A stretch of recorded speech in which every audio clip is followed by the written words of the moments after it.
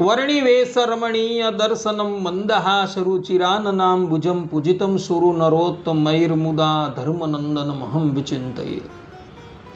असतो मा षड्गमय तमसो मा ज्योतिर्गमय मृत्युर्मा अमृतं गमयः। ओम शांति शांति शांति। अस्मद्गुरु समारंभां नाथ यामून मध्यमां लक्ष्मी वल्लभ पर्यंतां वंदे गुरु परंपरा। આજની જ્ઞાન સભાની અંદર પધારનારા બધા જ ભગવદ્ ભક્તોને વેદાંતાચાર્ય પુરાણ ઇતિહાસાચાર્ય એમ એ ફિલોસોફી શાસ્ત્રી રાકેશભાઈના હેતપૂર્વક જય સ્વામિનારાયણ। એક ભગવદ્ ભક્તએ મને વિનંતી કરતા કહ્યું કે શાસ્ત્રીજી શ્રીમદ ભાગવતના 6ઠ્ઠા સ્કંદના 8મા અધ્યાયમાં જે નારાયણ કવચ આવેલો છે એ નારાયણ કવચ તમે સંપૂર્ણ ગાયને સંભળાવો। કારણ કે ભગવાન સ્વામિનારાયણ શિક્ષાપત્રીના 85મા શ્લોકની અંદર કહે છે કે ભૂતાદિ ઉપદ્રવે ક્વાપી વર્મ નારાયણાત્મક, અર્થાત કે જો ક્યારેક ભૂત પ્રેતાદિકનો ઉપદ્રવ થાય ત્યારે તો નારાયણ કવચનો જાપ કરવો। આ પ્રમાણેની આજ્ઞા ભગવાન સ્વામિનારાયણે પોતાના સમસ્ત આશ્રિતોને આપેલી છે તથા સદગુરુ ગોપાળાનંદ સ્વામી પોતાના એક લેખની અંદર પણ સ્વામિનારાયણ સંપ્રદાયના સમસ્ત આશ્રિતોને આજ્ઞા કરતા કહે છે કે નારાયણ કવચનો જપ કર્યા વગર અન્ન જલ પણ ગ્રહણ ન કરવું। હવે આ કવચ સંપૂર્ણ રીતે સંસ્કૃતની અંદર છે, તો તમે વિશિષ્ટાદ્વૈત મત અનુસાર એનું સંપૂર્ણ અનુવાદ ગુજરાતીમાં ગાયને સંભળાવો। કારણ કે કેટલાક લોકો તો ભગવાન સ્વામિનારાયણની તથા ગોપાળાનંદ સ્વામીની આજ્ઞા હોવા છતાં પણ આ પાઠ કરતા નથી, તો એ લોકો પાઠ ન કરે અને સાંભળી લે તો પણ એ લોકોનું શ્રેય થાય। તો કૃપા કરીને તમે આ પાઠ ગાયને સંભળાવો। આ પ્રમાણે ભગવત ભક્તએ મને કહ્યું તો હું શ્રીમદ ભાગવતના 6ઠ્ઠા સ્કંદના 8મા અધ્યાયમાં આવેલ નારાયણ કવચ સંપૂર્ણ ગાયને સંભળાવું છું। તમારી સ્ક્રીન ઉપર જે નારાયણ કવચ આપેલો છે એ નારાયણ કવચ પણ તમે સાથે સાથે જોતા રહેજો। સર્વપ્રથમ આ નારાયણ કવચનું શું મહાત્મ્ય છે એના પર આપણે વિચાર કરીએ તો શ્રીમદ ભાગવતના 6ઠ્ઠા સ્કંદના 8મા અધ્યાયના 36 અને 37મા શ્લોકમાં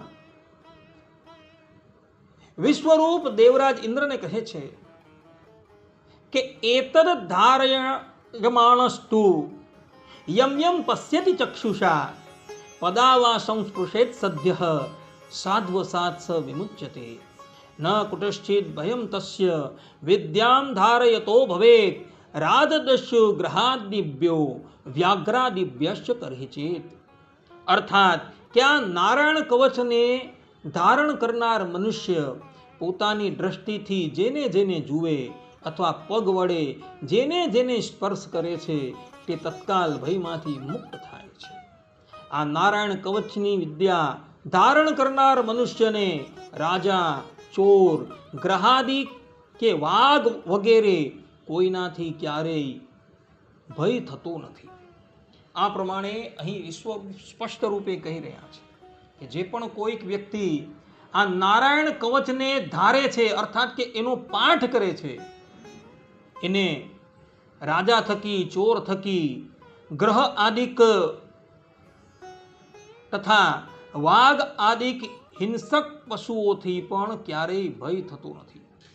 એ વ્યક્તિનો એવો પ્રભાવ થઈ જાય છે કે એ વ્યક્તિ જેને જુએ કે પગથી સ્પર્શ કરે તો પણ એ ભયમુક્ત થઈ જાય છે। શ્રીમદ ભાગવત પર સ્વામિનારાયણ સંપ્રદાયના મહાન આચાર્ય ભગવત પ્રસાદજી મહારાજે ભક્તરંજની ટીકા લખેલી છે. એ ટીકાની અંદર ભગવત પ્રસાદજી મહારાજ એવું લખે છે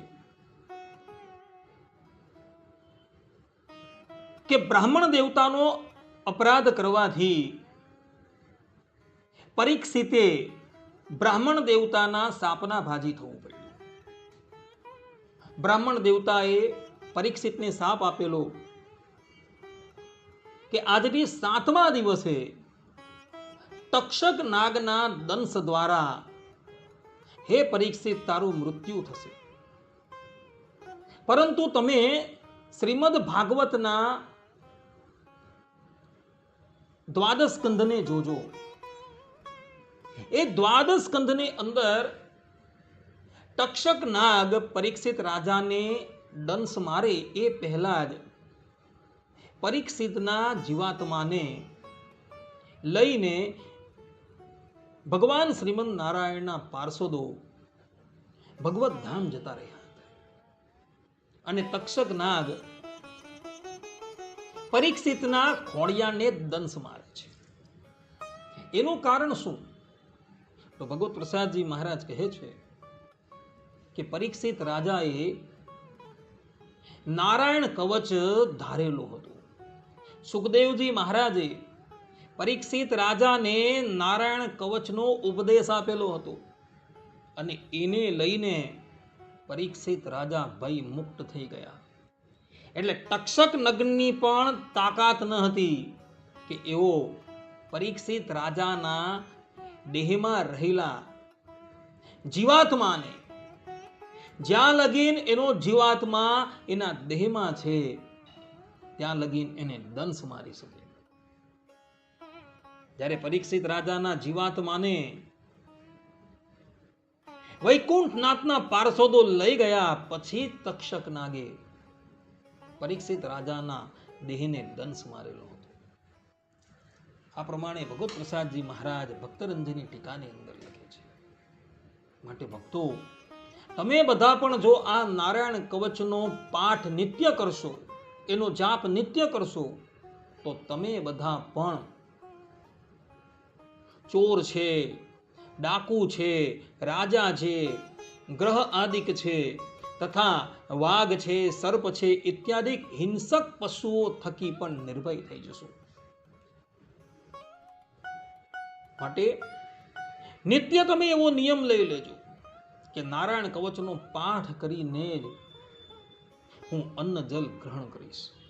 ત્યાં લગીન હું અન્ન જલ ગ્રહણ કરીશ નહીં. તો હવે તમારી સન્મુખ ગુજરાતીમાં આ નારાયણ કવચ હું વાંચી સંભળાવું છું. તો બધા જ શ્રોતાગણો એકાગ્ર મને કરીને આ પાઠને શ્રવણ કરે અને એને આત્મસાત કરી લે. અથ શ્રી નારાયણ કવચ. આ નારાયણ કવચ મંત્રના કરતા વિશ્વરૂપ ઋષિ છે. ત્રિસ્તુપ તથા અનુષ્ટુપ છંદ છે. શ્રી નારાયણ તેના દેવતા છે. આવા સ્તોત્રનો હું મારા સમગ્ર ઉપદ્રવની શાંતિને અર્થે જપ કરું છું. એવો સંકલ્પ કરી પોતાને પ્રિય એવા ઈષ્ટદેવના સ્વરૂપનું ધ્યાન કરવું અને ત્યારબાદ નારાયણ કવચ મંત્રનો યથાશક્તિ પાઠ કરવો. અણિમાદિક 8 સિદ્ધિઓવાળા અને શંખચક્રાદિ આયુધો ધારણ કરનારા શ્રી હરિ ભગવાન કે જેમણે ગરુડ ઉપર વિરાજમાન થઈ હાથીનું મગરથી રક્ષણ કર્યું હતું, તે ભગવાન મારી સર્વ પ્રકારે રક્ષા કરો. મત્સ્ય અવતાર ધારણ કરનાર ભગવાન મારી જળમાં રક્ષા કરો. બટુક વેશ ધારણ કરનાર વામનજી ભગવાન મારું પૃથ્વી ઉપર રક્ષા કરો. અને ત્રિવિક્રમ ભગવાન આકાશમાં મારી રક્ષા કરો. ભયંકર અતિ હાસ્યથી દિશાઓને ગજવનાર હિરણ્યકશિપુ જેવા દૈત્યોના શત્રુ અને સર્વ સમર્થ એવા નૃસિંહજી ભગવાન મારું જંગલમાં તથા યુદ્ધમાં રક્ષણ કરો. પોતાની દાઢ વડે પાતાળમાંથી પૃથ્વીનો ઉદ્ધાર કરનારા યજ્ઞ મૂર્તિ વરાહ ભગવાન મારી માર્ગમાં રક્ષા કરો. પરશુરામ ભગવાન પર્વતના શિખરોમાં મારી રક્ષા કરો. અને લક્ષ્મણજી તથા ભરતજીના મોટા ભાઈ રામચંદ્ર ભગવાન મારી પ્રવાસમાં રક્ષા કરો.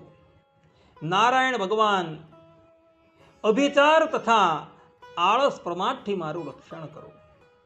ઉન્માદથી તથા ગર્વથી નર ભગવાન મને બચાવો. દત્તાત્રેય ભગવાન પરમાત્માના સ્વરૂપનું વિસ્મરણ થવારૂપ દોષથી મારું રક્ષણ કરો. અને સાંખ્ય શાસ્ત્રના આચાર્ય કપિલ ભગવાન કર્મના બંધનથી મારી રક્ષા કરો. સનતકુમાર ભગવાન કામદેવ થકી મારી રક્ષા કરો. હયગ્રીવ ભગવાન માર્ગમાં જતા દેવતાઓના અનાદર રૂપ અપરાધથી મારી રક્ષા કરો. દેવર્ષિ વર્ય નારદજી ભગવાનની ભક્તિ કરવામાં થતા અપરાધથી મારી રક્ષા કરો. કુર્મા અવતાર શ્રી હરિ ભગવાન નરકથી મારી રક્ષા કરો.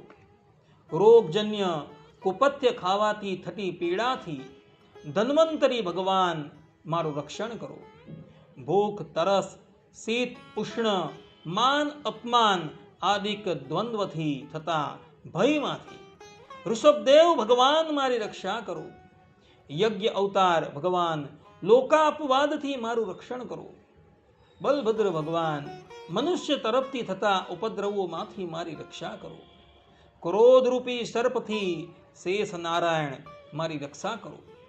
ભગવાન વેદવ્યાસ અજ્ઞાનથી મારી રક્ષા કરો. પાખંડી લોકોથી બુદ્ધ ભગવાન મારું રક્ષણ કરો. અને ધર્મની રક્ષા માટે અવતાર ધારણ કરનાર કલ્કી ભગવાન કલયુગના દોષોથી મારું રક્ષણ કરો. ગદાધારી કેશવ ભગવાન મારી પ્રાતઃ કાલમાં રક્ષા કરો. મોરલી વગાડનાર ગોવિંદ ભગવાન મારી સંગૌ કાળમાં રક્ષા કરો. શક્તિને ધારણ કરનાર નારાયણ ભગવાન પૂર્વાહન કાળમાં મારું રક્ષણ કરો. અને ચક્રધારી વિષ્ણુ ભગવાન મધ્યાહન કાળમાં મારી રક્ષા કરો. ધનુષ્યધારી મધુસૂદન ભગવાન અપહરણ કાળમાં મારી રક્ષા કરો. ત્રણધામ જેના છે એવા માધવ ભગવાન સાયંકાળમાં મારી રક્ષા કરો. ઋષિકેશ ભગવાન પ્રદોષ કાળમાં મારી રક્ષા કરો. પદ્મનાભ ભગવાન અર્ધરાત્રિ પર્યંત તેમજ મધ્યરાત્રિ કાળમાં મારું રક્ષણ કરો. શ્રીવત્સનું ચિહ્ન જેને છે એવા લક્ષ્મીકાંત ભગવાન પાછલી રાત્રિમાં મારું રક્ષણ કરો. તલવાર ધારણ કરનાર જનાર્દન ભગવાન અરુણોદયના આરંભમાં મારી રક્ષા કરો. દામોદર ભગવાન સંધ્યા સમીપ કાળમાં મારી રક્ષા કરો. કાળ મૂર્તિ વિશ્વેશ્વર ભગવાન પ્રભાતમાં મારી રક્ષા કરો. પ્રલય કાળના અગ્નિ સમાન તીક્ષ્ણ ધારવાળા અને ભગવાનની પ્રેરણાથી ચારે તરફ ફરનાર એવા હે સુદર્શન ચક્ર, જેમ અગ્નિ પવન સાથે મળીને ઘાસને બાળે છે, તેમ તમો મારા શત્રુ સૈન્યને બાળી નાખો. વીજળી જેવા તણખા ફેલાવતી હે કૌમુદકી ગદા, તું ભગવાનને અતિ વહાલી છે, તો મારા યક્ષ રાક્ષસ ભૂત બાળગ્રહ વગેરે શત્રુઓનો ભાંગી ભૂકો કરી નાખ. શ્રી કૃષ્ણ ભગવાને વગાડેલ હે પંચજન્ય શંખરાજ, તમો તમારા ભયાનક અવાજથી પ્રેત માતૃ પિશાચ બ્રહ્મ રાક્ષસ વગેરે ઘોર દ્રષ્ટિવાળાઓને નસાડી મૂકો. તીક્ષ્ણ ધારવાળી અને તલવારમાં ઉત્તમ હે નંદક, ભગવાનની પ્રેરણાથી તમો મારા શત્રુ સૈન્યને કાપી નાખો. 100 ચંદ્રવાળી હે ઢાલ, તમો ઉગ્ર દ્રષ્ટિવાળા અને પાપી એવા મારા શત્રુઓના નેત્રને ઢાંકી દો. વેદમૂર્તિ સમર્થ ગરુડજી અને વિશ્વક્સેન મારી સર્વ સ્થળે રક્ષા કરો. ભગવાનના મુખ્ય પાર્ષદો, તેમના દિવ્ય નામ સ્વરૂપો તથા તેમના વાહનો આયુધો અમારા બુદ્ધિ ઇન્દ્રિય મન અને પ્રાણનું સર્વ આપત્તિ થકી રક્ષણ કરો. સમગ્ર જગત ભગવાનનું શરીર છે અને તેમાં ભગવાન શરીર રૂપે રહ્યા છે. આવા સત્ય જ્ઞાનથી મારા સર્વ ઉપદ્રવો નાશ થાઓ. પ્રલય અવસ્થામાં સગળું જગત સૂક્ષ્મ રૂપે ભગવાનના તેજમાં લીન થઈ જાય છે. ત્યારે ભગવાન એકલા જ ભાસે છે અને તે જ ભગવાન ફરી સૃષ્ટિ સમયે ભૂષણ, આયુધ, નામ, રૂપ તથા જળ ચેતન શરીરને પોતાની માયા વડે ધારણ કરે છે. આવું સત્ય જ્ઞાન મને છે. માટે સર્વજ્ઞ ભગવાન પોતાના શરીર રૂપી સર્વ વસ્તુઓમાં રહી સર્વ સ્થળે નિરંતર મારું રક્ષણ કરો. અંતમાં મહાતેજસ્વી નૃસિંહજી ભગવાન સર્વ દિશાઓમાં, સર્વ સ્થળમાં તથા શરીરની અંદર અને બહાર મારું રક્ષણ કરો. આ નારાયણ કવચનો પાઠ કરનાર સર્વ ભયથી મુક્ત થાય છે અને તેના સર્વ મનોરથો સિદ્ધ થાય છે. આ પ્રમાણે શ્રીમદ ભાગવતના 6 સ્કંદના 8મા અધ્યાયમાં વિશ્વરૂપે ઇન્દ્રને કહેલ નારાયણ કવચ સંપૂર્ણ થયું. આ પ્રમાણે ભક્તો, જે પણ કોઈક મનુષ્ય આ નારાયણ કવચનો પાઠ કરવાને અર્થે અશક્ત હોય તે લોકો આ નારાયણ કવચના પાઠને સાંભળી લે. જે પ્રમાણે વાંચનારો આ કવચના પાઠથી ભયમુક્ત થાય છે, તે જ પ્રમાણે સાંભળનારો પણ આ કવચના સાંભળવાથી ભયમુક્ત થાય છે. માતાઓ અને બહેનો, રજસ્વલા અવસ્થામાં આ કવચના પાઠને કરવાને અર્થે અશક્ત હોય છે, તેઓ પણ આ પાઠને સાંભળી લેશે તો સાંભળવા માત્રથી એને આ પાઠ કર્યાનું ફલ પ્રાપ્ત થઈ જશે. માટે બધા જ લોકો શક્ય હોય તો આનો પાઠ કરજો અને અશક્ત હોવ તો આ કવચને સાંભળી લેજો. આટલું કહીને હું મારા પ્રવચનને અહીં વિરામ આપું છું. સર્વે સંતુ નિરામયઃ, સર્વે સુખીનો ભવંતુ, સર્વે ભદ્રાણિ પશ્યન્તુ, મા કશ્ચિત દુઃખભાગ્ ભવેत्. અસ્તુ. જય સ્વામિનારાયણ.